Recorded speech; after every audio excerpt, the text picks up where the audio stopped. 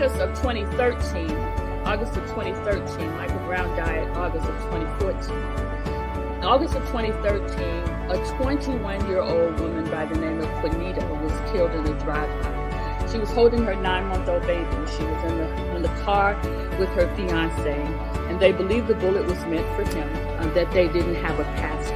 Actually, that's how I became the pastor, and I did that funeral, and the church was packed. It was standing room only. I never knew she had my card until August 9th, 2014. Sierra lived and started going out into the street and feeling the pain, and knowing that I was called to respond to that pain in any kind of way that I could. One of them. One thing I worked hard on as a member of that committee was to make sure that Texas was a second chance state. That was something that was really important to me. Making sure that I'm the only black female sometimes in the room and on the dais. And if I don't say them and I don't speak up for our children, we certainly will continue to lose them. I want you to know that you have African American men and women in the Texas House and men in the Senate that are working for you.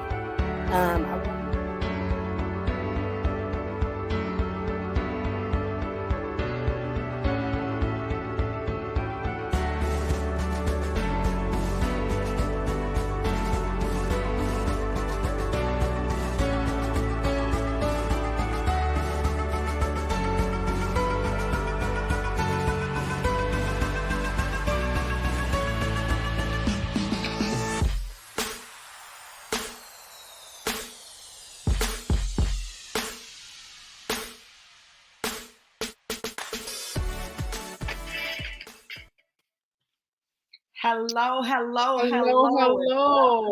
Once again, good afternoon, everybody. Welcome to another broadcast from Timely Wisdom. And as always, we promise that you will not be disappointed. You will not be disappointed by or even let down by any means whatsoever.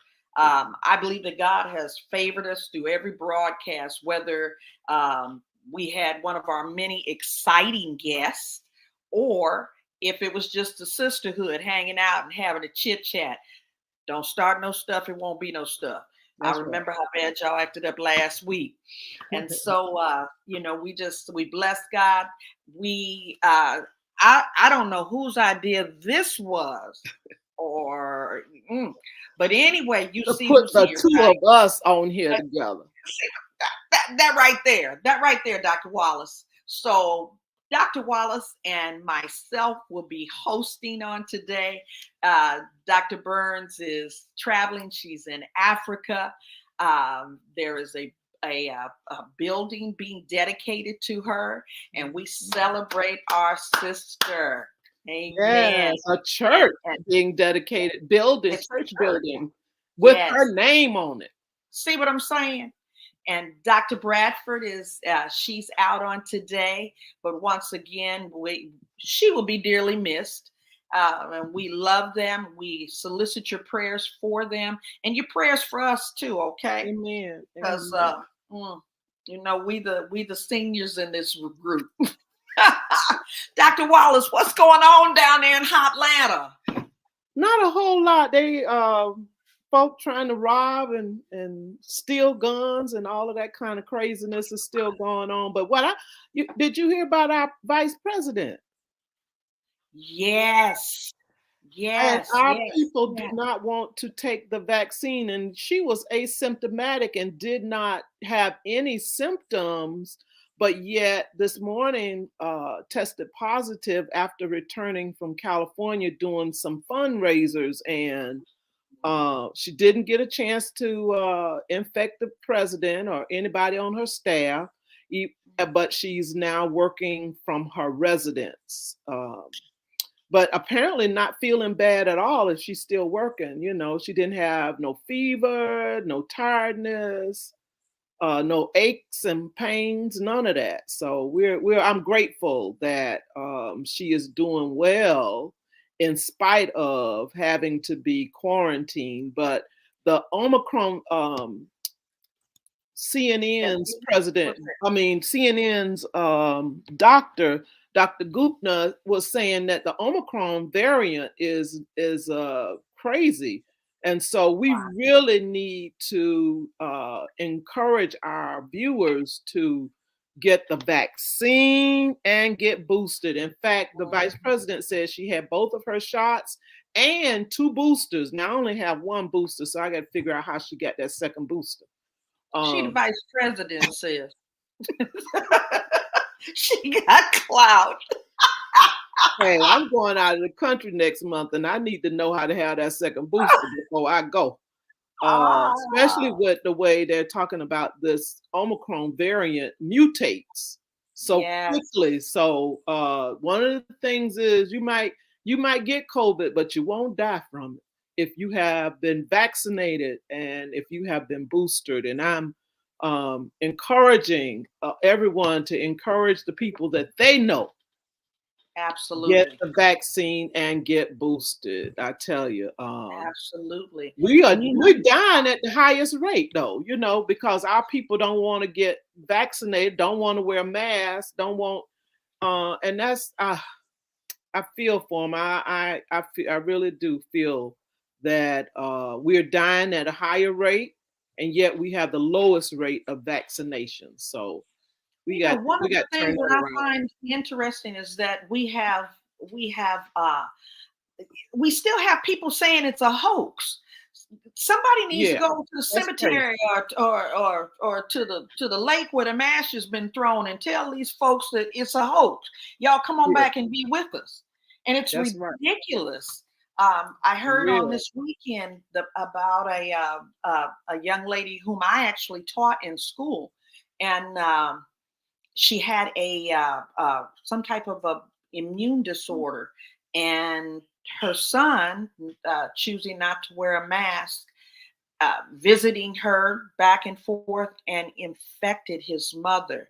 And they had her service on last Saturday, and it just it hurts my heart because just wow. I mean, to me, that's kind of unnecessary. But we have a sign on the door of our church because we are still wearing masks. And I know that in a lot of our areas here in Kansas City, they're saying that the mandate's been lifted and you don't have to wear a mask. Well, if you stop by our house, we have a sign on the door that says masks are required. And if you don't want to do it for you, do it for me. That's it. That's you know. So you don't want to be considerate of your life, be considerate of mine. Yeah. Wow. Well, I want to say hello to Rena Thompson-Jones and to Marjorie Hamilton, Sharon Mitchell. Thank you, ladies, for joining us. Tell us where you're from. Jackie Marie Harris. We're so glad to have you. So come on and be with us today. As always. Well, I understand that our guest is backstage, and man, talk about amazing. Talk about absolutely amazing. Strong woman of color, Theresa Ratliff. She is a major in the United States Air Force, retired. Hello, somebody. So she's already done her just dues. She was an instructor, a teacher, a leadership instructor in Central Texas College in Killeen, Texas. She's a small business owner. One of the things that she has acted currently is a property manager for Cora Villa multifamily units, as well as single family units in Louisville, Kentucky. Did I say that right, y'all? Yeah, Louisville is right. There? Yeah, okay. As you know, sometimes folks can mess up some stuff. I say Missouri, and people say it's Missouri. No, it's Missouri. I live here. I know what it is. She has worked in corporate America. She's retired in 2003. Her last position was a global project manager. And for those of y'all that ain't up to speed on that, we're gonna talk about that as well. Yeah, sounds like logistics to me. Okay, it sounds like something heavy. with Adventist Pharmaceutical in Bridgewater, New Jersey. She's retired after having served both active duty and reserve military. Served both, y'all, both.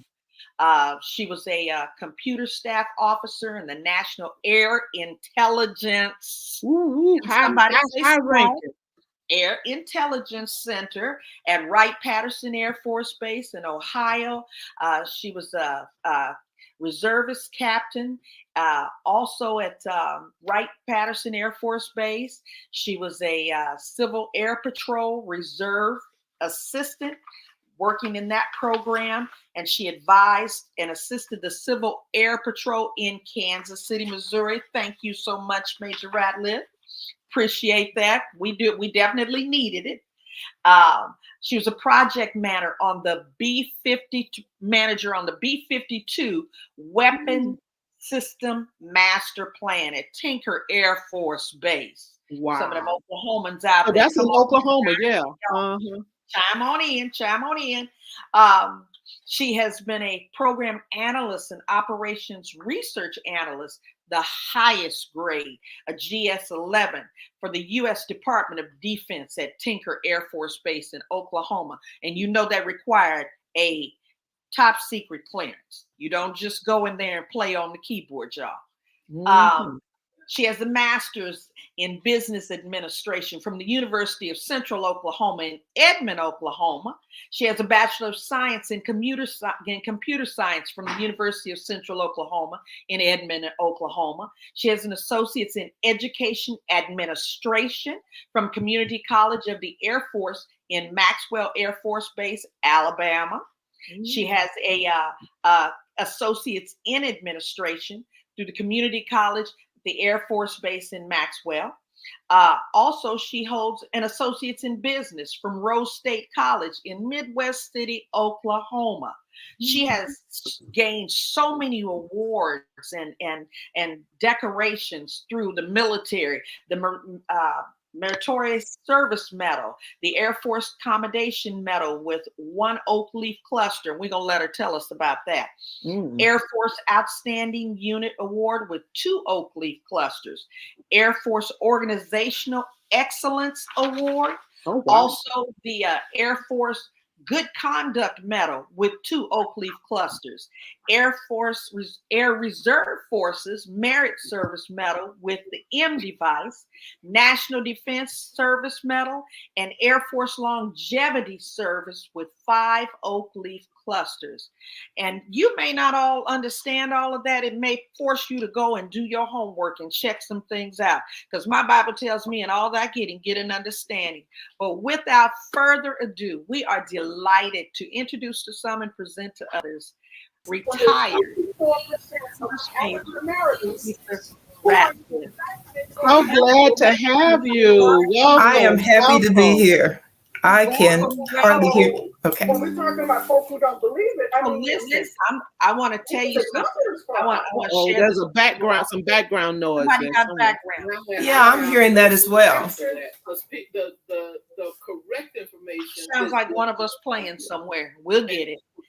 So I want to share this story with you. My son made a decision that he wanted to join the military, and so he was trying to decide what he was going to do. And so I went to her and I said, you being in the military all this time, what is the best branch for him to come into? Now, mind you, she's Air Force. Her son's Navy. Her daughter is, oh, wait a minute. I got to do this title and do this title right. I got to do this right. I can't shortchange this baby on this. She is none other than Command Chief Master Sergeant Theresa Ratliff. She's at Westover Air Force Base up there in Boston, y'all. So y'all send some prayers that way. But my son decided he was going to go in, and we were blessed that she was going to do his swearing in ceremony. And so it was really neat, because we went out to the what's called MEPS, which is the military employment. So we went out to the MEPS for my son to go ahead and do his swearing in ceremony. And we're, well, actually, it was before my son, it was her son that went first. And we were walking through the building, and these guys, they were shooting pool in the rec room. They were watching television and just really, really casual. As we're walking through, they noticed, of course, the women. And so they were eyeballing the women, kind of sightseeing, more or less. And it was really, really, it was so funny because we get to the counter at the reception. We get to that front counter at the reception and the reception desk. And all of a sudden we hear 10 hut.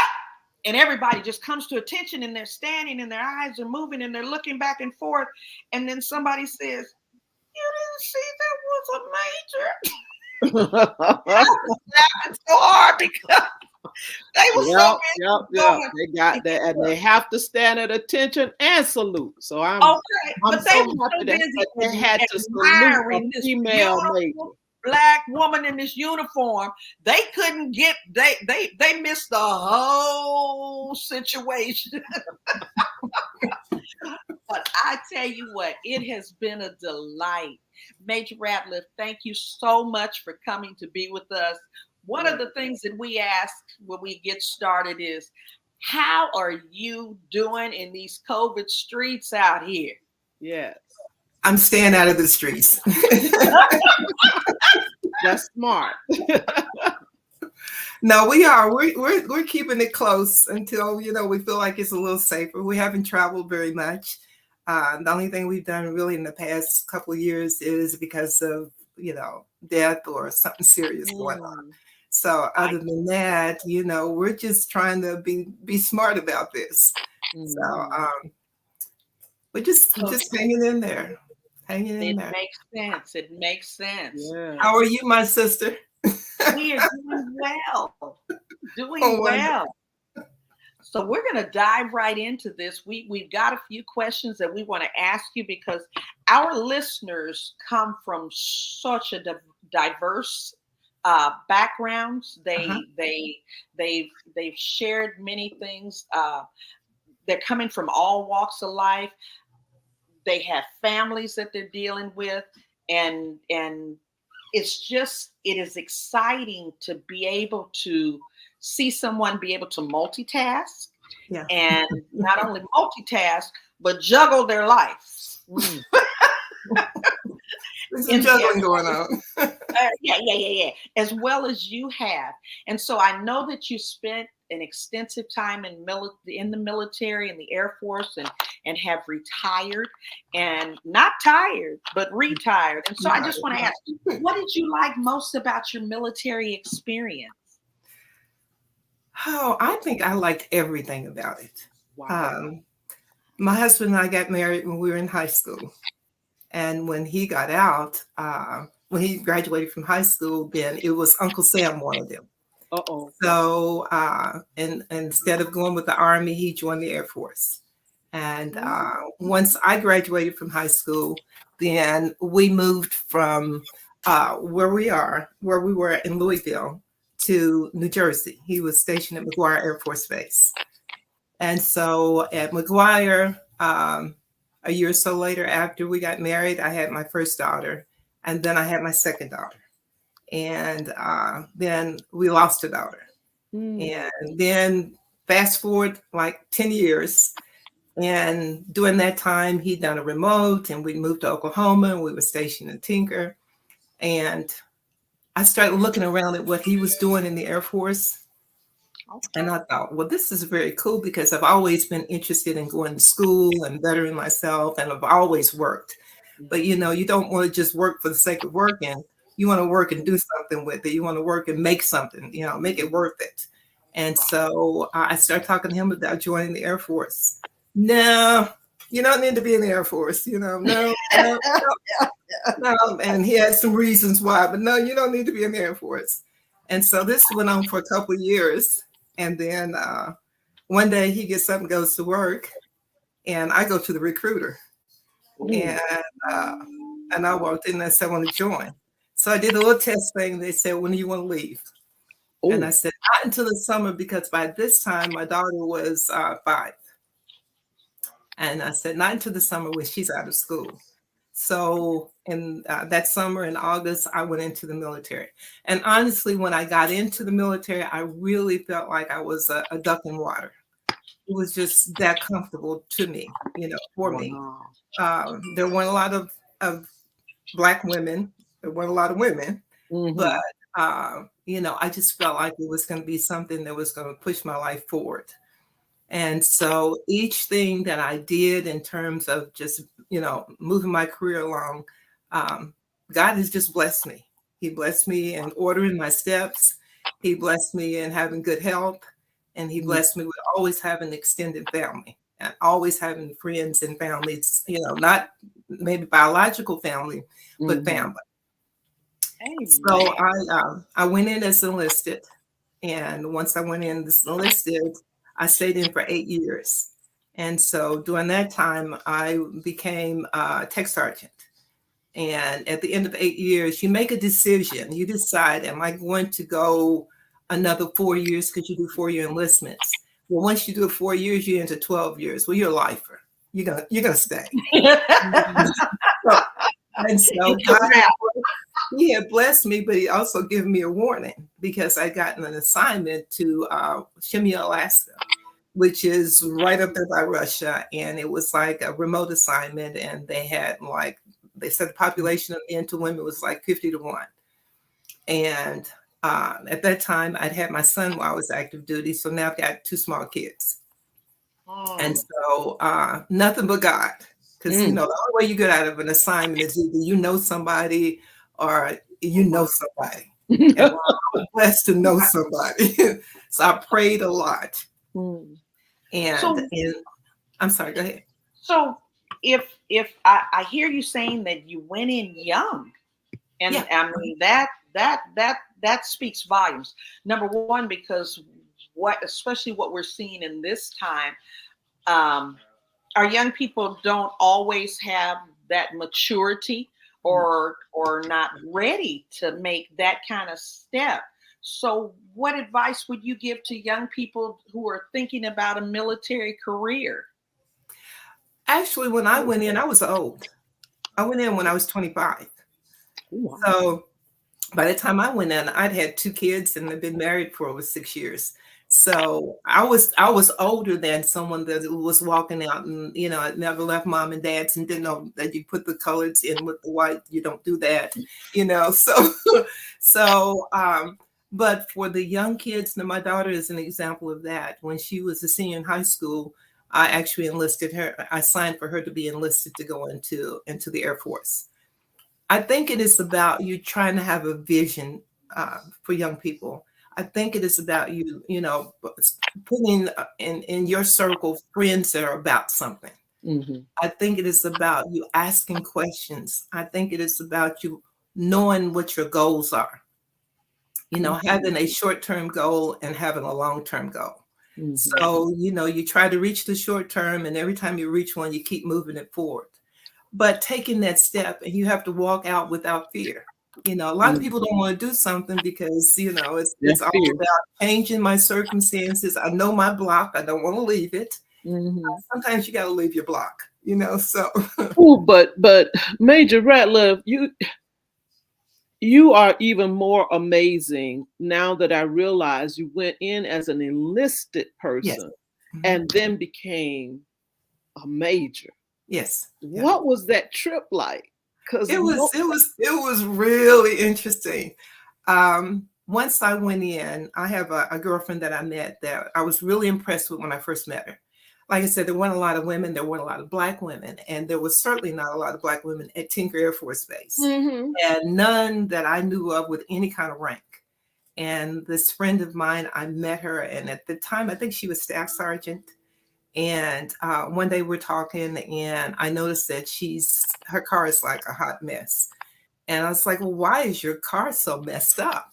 And she said, because I'm working part-time, and she was also, active duty, and she was going to school. Wow. I was like, really? So I was like, well, she can do that. I think I can do that. Mm-hmm. So I started to go to school. She inspired me, and I was impressed with the fact that, she was juggling all these things and not missing a beat and still being a friend. And so I started going to school on my lunch hour. That wasn't enough. So I started going to school on my lunch hour, and in the evening, that wasn't enough because I'm not moving fast enough. I'm trying to get to somewhere. And so I started going to school on the weekends, on my lunch hour, whenever I could go. And I tried to carry it full time. And so I ended up with the 3 associates and a bachelor's. Well, for you to become an officer in the Air Force, you've got to have a bachelor's degree. And so once I got my bachelor's degree, then I'm trying to figure out now what programs are available for me. Because I was ranking pretty fast. And by the time I actually got commissioned, I was a master sergeant. So when I did get commissioned, that journey was a whole nother story, but we'd have to do another show. So by the time I got commissioned, I was the master sergeant. So now I'm a lieutenant, right? Well, as a master sergeant, you know stuff, and people know stuff because you got a lot of stripes on. So I was like, could I wear the bar and my stripes so they'll know I know something? Like, no, you can't do that. Can't do both. One or the other. One or the other. And I wasn't that officer that forgot. I remember, and I think that's an advantage when you are enlisted and then you go to officer, because you know what it's like being on the other side. And so it's always been, something that I've respected, that people come up into the ranks that they are. Currently, my daughter is a command. She's a chief master sergeant, the highest you can get, and she's a command chief.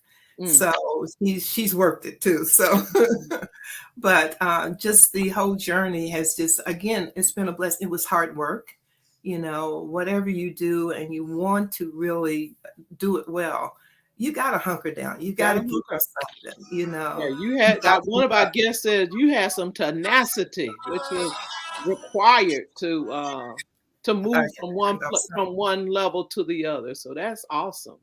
Yeah, it's what you give up primarily is sleep. And one thing I found out in that whole journey is that you find out who your friends are. Because there's only 24 hours in a day, right? And in that 24-hour period, you have to make you triage. What can I do? Well, I have to take care of my kids. I have to make sure they do their homework. I have to make sure they're ready to go to school. Make sure they're in bed. I have to go to work. I have to go to school. There's certain things that you can do. Only so many things you can do in 24 hours. Where those friends that are your friends understand that. So sometimes I talk to my friends. I say, I've got 2 minutes. And that's all we can talk. I don't have any other time. Well, those friends are still there. That's so awesome. You're making choices all the time, And so talk about the support you got from your friends to move up the ladder. Like I said, the ones that are your friends, the support that you get is that they just stay out of your way, because you really don't. You can't foster the relationship. You can't have the friendship where you're going out on the weekends or you're going to dinner. There's just not any time to do that. But when you do get together, it's a good time.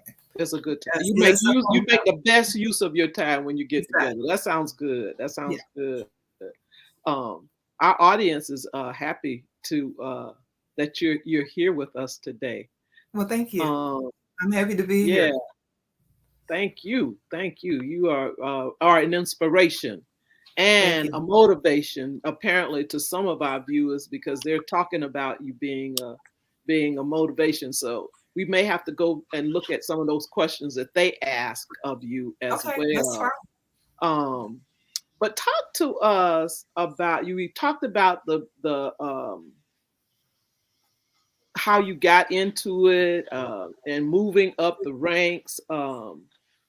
Talk to us about what you say you like all of the military, but kind of break it down for us and tell us what you like most about being in the military.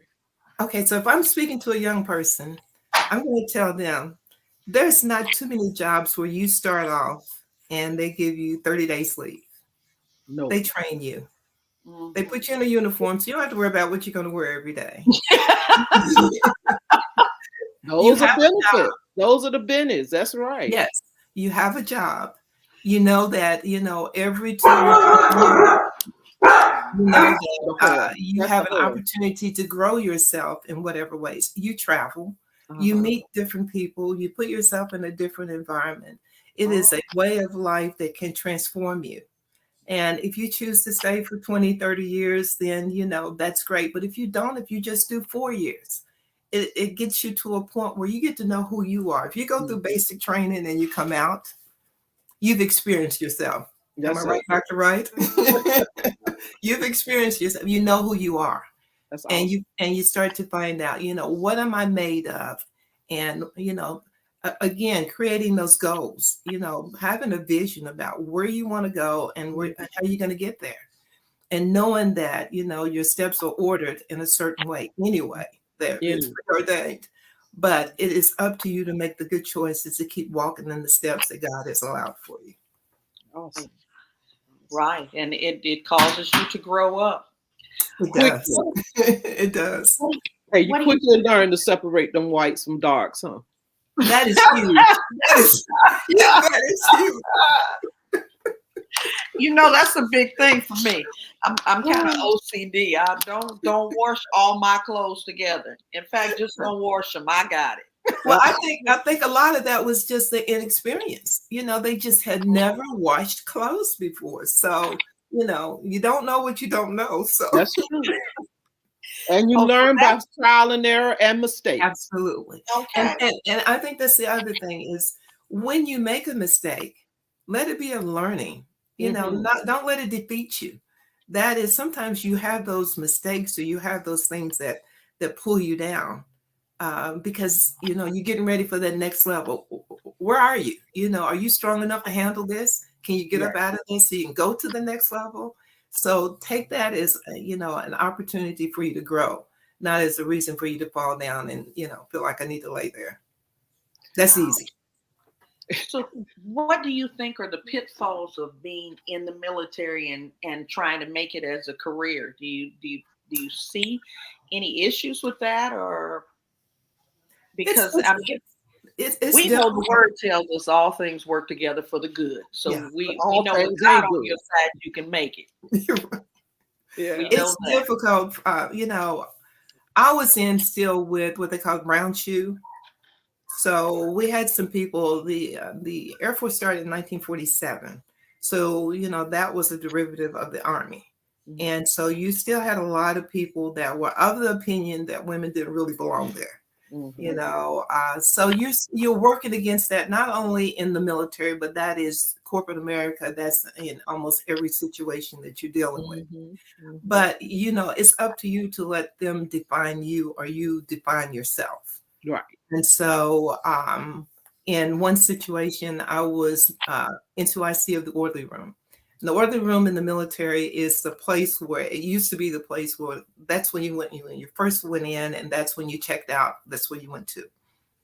And in between that, we did evaluations. We did weight management. We did any kind of APRs, any kind of those appraisal reports, any kind of disciplinary actions.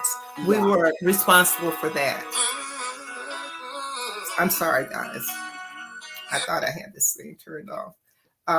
We did any types of things that required any kind of overhead for any of our troops. That's what we did in the orderly room.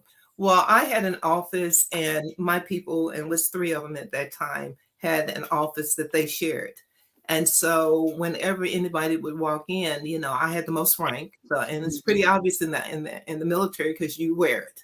And so someone would walk in, and it was inevitable. They were going to go and talk to the man. It didn't matter what the rank was. We're going to go and talk to the man. Well, I took offense a few times. It's like I'm here. I'm in charge. Well, sometimes you just let them figure it out themselves, because each time they would go and ask one of my people would come and ask me. So you still got to come to me. So I learned from that sometimes it's not about you changing somebody else's mindset. It is about you changing your mindset. And so you don't have to try to defend everything or take everything on. Pick some of those battles and then just wait and let the other ones work themselves out. Yeah. But I found that to be true not only in the military, but also in corporate America. I mean, You got to choose your battles. Yeah, you got to pick your battles. I mean, sometimes in corporate America, I felt like I needed to have like my back to the wall because I could feel the daggers in them, so somebody's always coming for you. And as a Black female, we have some different challenges, I think. But we can't let those challenges be the thing that stops us from realizing what our potential is. We just have to keep walking like we've always done. Black women don't give up. That's right. Don't give up. So I'm so excited because not only in hearing about your personal journey, but I've even had an opportunity to be a part of your journey. Absolutely. We have come to understand that when God places people in our lives, they're part of our history for a reason. And forever. And I'm not going to tell them how we met. And forever. But we can tell them how we met. And in honor of that, I'm wearing my angel because Dr. Wright is my angel. I mean, she's my official angel wearer. We actually met the day I moved to Kansas City, and we had been just a few hours. And at that time, I was a reservist, and I had been hired here as a contractor with Marion Merrill Dow at the time. They eventually became Aventis. But it was, Mr. Kaufman and Marion Laboratories is what it was. And then it went to Marion Merrill Dow. And the first day that we got here, it was travel, it was moving, it was a long day. And during that time, they still had the super hypermart here in Kansas City. And so we thought we needed to get groceries, and it was getting towards the end of the day. So long story short, we get to the store, we're about to check out. My son and I walked to an ATM. And when we look back, there's this confusion going on, and it's my husband. And he's out. And I'm losing it. I went all the way back to, oh my God, I'm screaming. I'm doing everything. There's one thing for you to be in charge of you. There's another thing when you're looking at somebody you love and they're on the floor. Oh, wow. And I'm screaming. And one of my nephews, I didn't know he was my nephew at the time, but one of my nephews, which is Dr. Wright's son, insisted that she help me. She said she's on the other side of the store and she hears me screaming, so I'm screaming. Wow. And so that night was probably one of the scariest nights I'd had. I did not know her. I didn't even know what my address was. I didn't know how to get to my house. Wow. But she went to the hospital with me. She took my son home. I didn't know her from Adam. She took my son home, stayed with me the whole night. Caught me at one point as my husband, they did the code. And he actually was four times. He actually died 4 times and they coded him. And she caught me running. She and another lady caught me running because when he coded, I just took off running. And so from that night on, my kids, she's on Teresa and I'm on Teresa. So it's just, and we don't see each other, but friends don't have to be on top of each other on a constant basis. So that's right. But it has been an amazing journey for us. She's been a part of a lot of the important events in my life.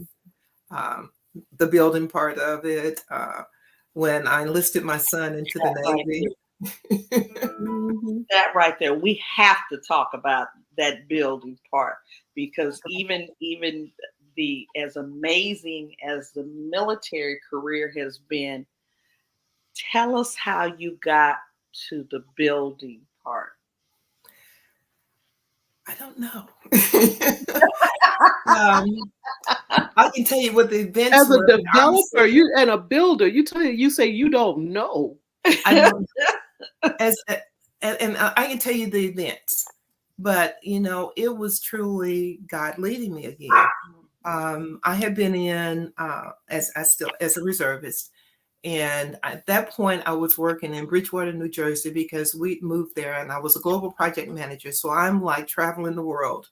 I had 11 countries that I was responsible for on the corporate side, and 9/11 happens.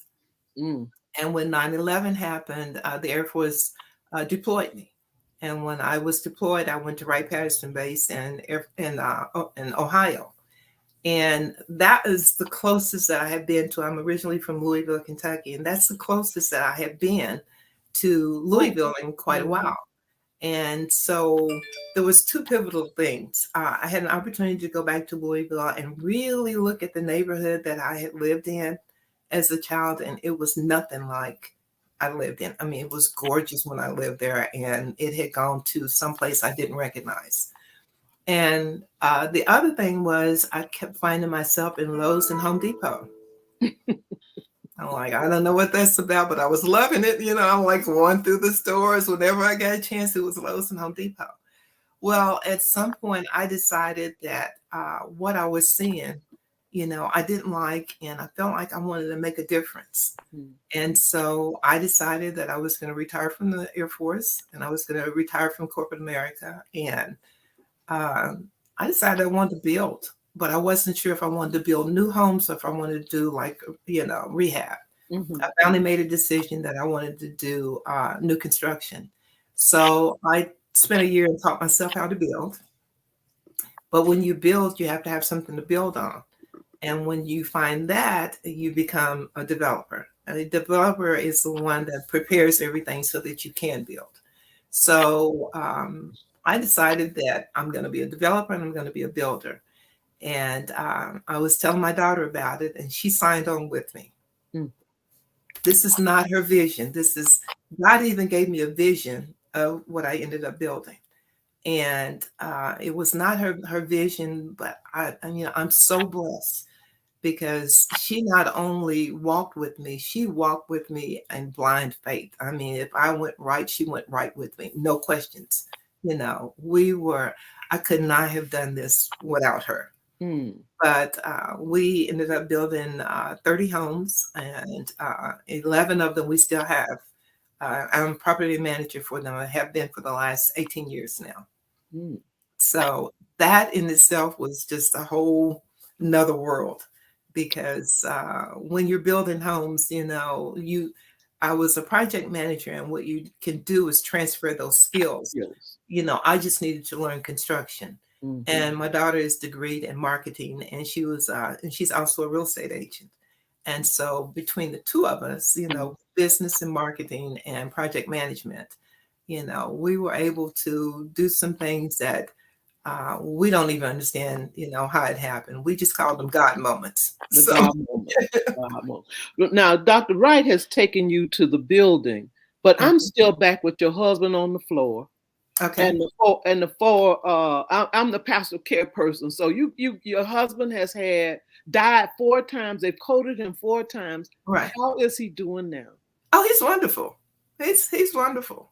Yeah. In fact, today is our anniversary. We've been married for 54 years. Congratulations. Yeah. Thank you. Oh, and thank you for being with us on your anniversary. We really appreciate that. Oh, you're more than welcome. Thank you for having me. I appreciate it.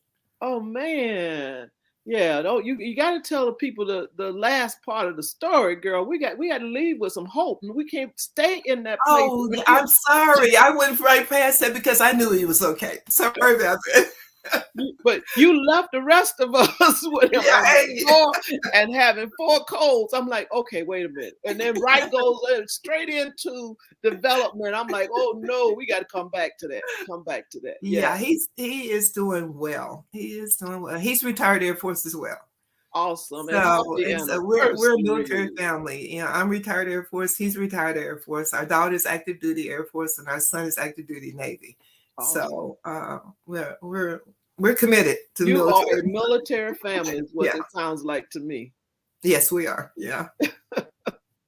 Well, we have I was trying to see if we had any questions in the from our audience, but they are saying that you are encouraging them, and they love it that you say find your place at the table. Yes. And Absolutely. and that sounds like walking in your own shoes and not worrying about what other folk do. So Exactly. Yeah. and knowing, you say the military helps you know who you are. Yeah. And a lot of times we try to walk in other folks' shoes because we don't know Right. who we Right. are and what God has called us to do. Right. But you're saying that God not only called you to the military, but to Lowe's and Home Depot. Yes. Yeah. I think a lot of times we don't know, where we are, who we are, or what we're intended to be. Mm. And I found in this journey that most of the time when I was in that place when I wasn't quite sure, sometimes it just pays to be quiet. Absolutely. Silence Silence is excellent. Yeah. Excellent. We all, even those of us that are extroverts, need to find our place in some silence. Yes. So that we can gain strength and hear from God. And hear from God. I mean, you can't hear him if you're talking all the time. That's true. That is so true. That'll preach right there. Yeah. You can't I won't hear it then, Dr. Absolutely. So we talked about your project that you were working on, that you built. You built 30 homes. Give us some insight on that process. What were the requirements? Because you had a standard. You saw the neighborhood, you saw what it was looking like, and God just gave you a special anointing, and he encouraged you that something better needed to happen here. And which is powerful, because so many times people get to a place where they're quote unquote established and making it on their own, and they forget from whence they come. Mm-hmm. And the reality is, you were blessed to come out of the neighborhood. Maybe somebody else wants to come out of the neighborhood, but didn't have the same encouragement or the same platform that you did. Exactly. So give us some insight on just what that did for you. It was amazing because it was an opportunity for me to honor my grandmother. My mother died when I was 5. It's 7 of us. And she took on the responsibility of being a mother to 7 in addition to my father. And so when we built the 11 units that I'm property management for, it's known as Cora Villa. And her name was Cora, or her name is Cora, because she's still there. So, awesome. And so this was to honor my daughter's 4 great-grandmothers. So the 2 grandmothers on her dad's side, and my grandmother and my other grandmother. So in that process, we made a promise to the neighborhood. We made a promise to ourselves that it was not really about the profit. It wasn't really about the business. It was about making a difference. And so when I developed something, I wanted to make sure that I spoke to all the things that I had endured as a young mother. One of the things I hated the most was going to a laundromat. And it's a scary place sometimes, And so everything that I built always had a laundry room, always had a washer and a dryer. I also wanted to make sure that mothers were protected from the element. And so we built with a young mother with small children in mind. And so everything has a garage. And that way, when you drive in and you got your babies and you got your groceries, you can let the door down and you can bring your babies and groceries in. And you don't have the issues of being out on the street and, in the elements. The other thing that was important to me was to make sure that we continue to look at who we were dealing with. So it doesn't do you any good for you to build something that's really nice and then no one can afford to live there. So we were mindful of, even though we won't make, you know, much from it, uh, my logic is it is better for me to have a reasonable rent and have it full all the time than to have this huge rent and people are constantly, it's like a revolving door. So we have maybe changed our rent in the last 18 years, I think 3 times, maybe 2. I think it's just been 3 times though. So it's really, really reasonable in terms of, the rent and what they get for the rent. But it blesses us so much. So Major Ratliff, that is just powerful what you just said about the changing of the rent. I was talking with a young lady who got a check for a housing allowance. And so she was really kind of celebrating because there were some things that she needed to do, some things she needed to take care of.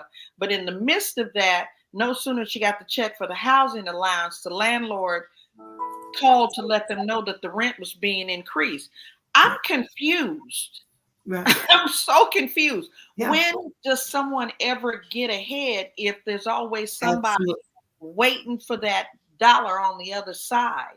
Absolutely. And so what you said about being that building platform, I mean, that's amazing. But I want to address this because there's a question in the comments that says, have you found your journey particularly difficult because you are not only a woman but a woman of color? No, I'm blessed. How challenging was that on the building sites Yeah. when they came in and they were looking for?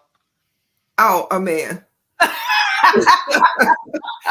Well, some of this is kind of distant now, but at the time it was hurtful. So when my daughter and I first started, because we both came from corporate America, our goal was to run our company as a big company. So we wanted to make sure that we had defined roles and responsibilities. And we also knew that we had a lot of roles that we had to play.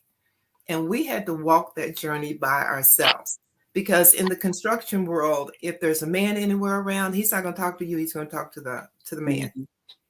So whenever we'd walk on site, and we were not only the builders and the developers, we were general contractors. We were out there every day on the field.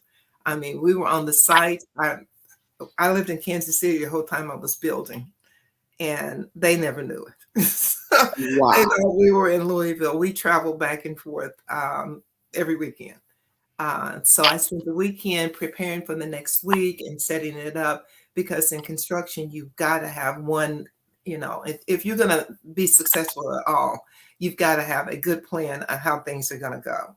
And so we finally got building the house down to about 4 months, and building a really good house in about 4 months. But it is about planning and then showing up all the time. So whenever we would hire contractors, my goal was to always make sure that I had good contracts so that the person that worked for me understood what I expected from them. And then they understood what, I understood what they expected from me. So my thing to them was always, I don't want to chase you for work, and you won't have to chase me for money, because you have to pay for your family. And I understand that.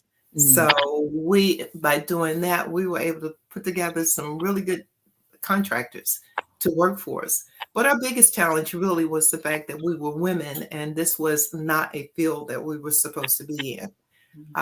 We had a lot of opposition from the city, because they didn't feel like that what we were trying to build was the appropriate thing for that area. They wanted us to build row houses and not doing it. If I can't give my people the things that I feel like we need to elevate us, I'm not going to do it. And so we spent a fair amount of time fighting to rezone. And that took about almost 2 years for us to go through that process. And whenever you go through that, you're losing time and money. But your bigger developers, they invite them in and they go, okay, we'll help you with sidewalks, we'll help you with streets, we'll help you with lights, we'll help you with any number of things. We'll give you tax, some refund on taxes. We got none of those benefits. We got none of that. It was just whatever we went for. We just really had to figure out how to get it done ourselves, and we did. But in the process, we were fortunate enough to have people that supported us. We spent a fair amount of time making sure the neighborhood understood it was 2 Black women that was building. It was nobody else, because a lot of times we're the front for somebody. So Wow. anybody, it was us. So we spent some time, and then we actually went through a whole process of rezoning, which normally requires you to have an attorney, and we did, because I didn't feel like anybody would fight the fight like I would. And so we that right there.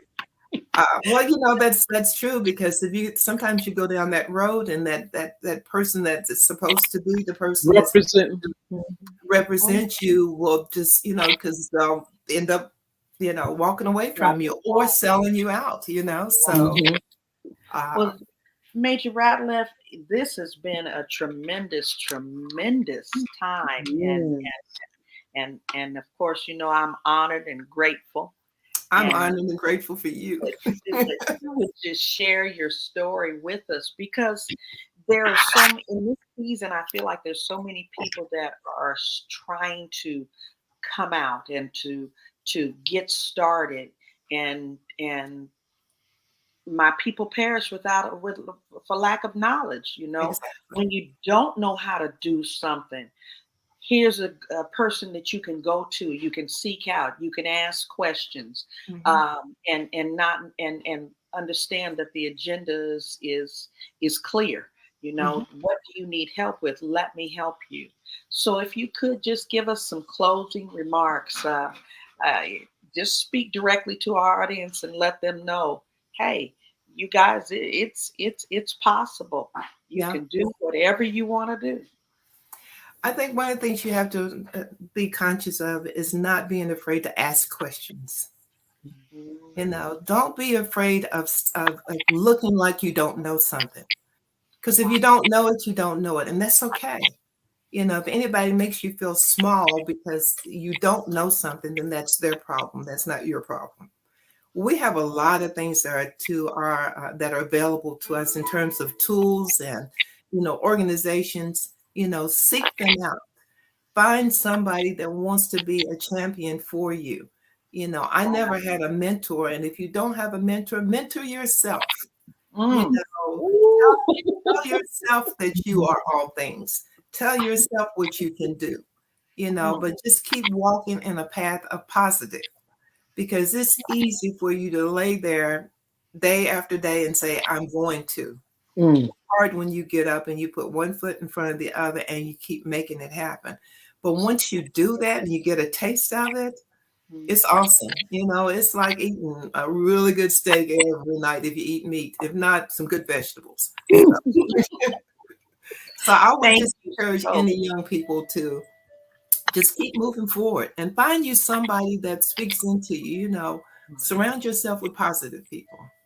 Amen. Thank you so much. Thank you so much, Major. This has been awesome. Thank you guys for having me. Your wisdom. We appreciate who you are. Stick around backstage. We're going to go ahead and close out the show. Okay. Dr. Wallace, do you have our guests for next week? I do. I want to tell our audience to please encourage Major Teresa and put those hearts in the chat.